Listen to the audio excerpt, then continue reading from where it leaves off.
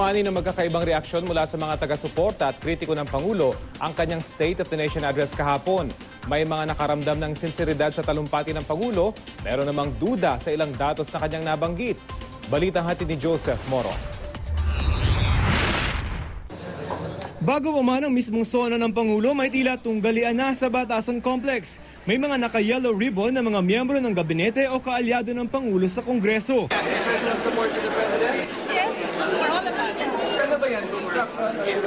Voluntary. Wala namang instructions. Wala naman. So, those who have that, kung free will yan? Yeah, oo naman. No order.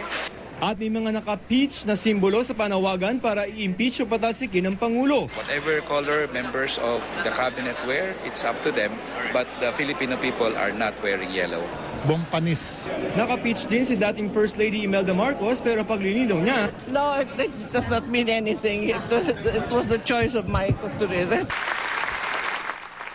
na makapasok ang Pangulo, nag-walk out ang Makabayan Bloc. Sa mismong talumpati naman may sagot ang Pangulo sa mga kritiko bagamat wala namang tinukoy o sinino.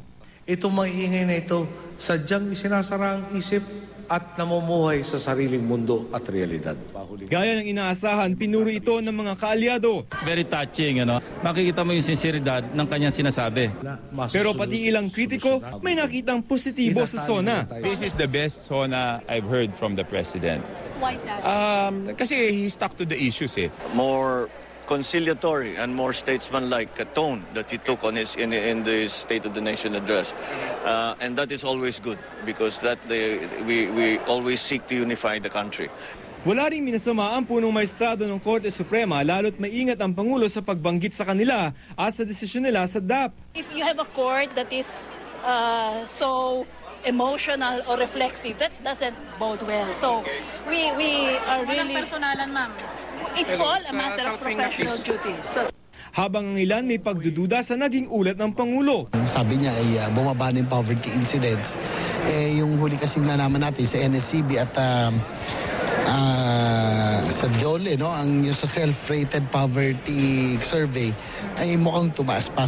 Nagkataon namang sa pinakahuling survey ng social weather stations, lumabas na dumami ang nagsabing mahirap sila.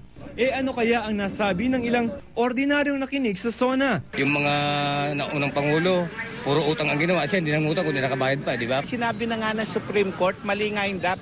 The mere fact na pinagtatanggol mo yung kamalian mo, may mali ka na. Isismaya ako Bakit? Ganun pa rin ang buhay natin Hindi kasalanan ni Pinoy ang pagiging mahirap ng Pilipinas. Joseph Morong, GMA News.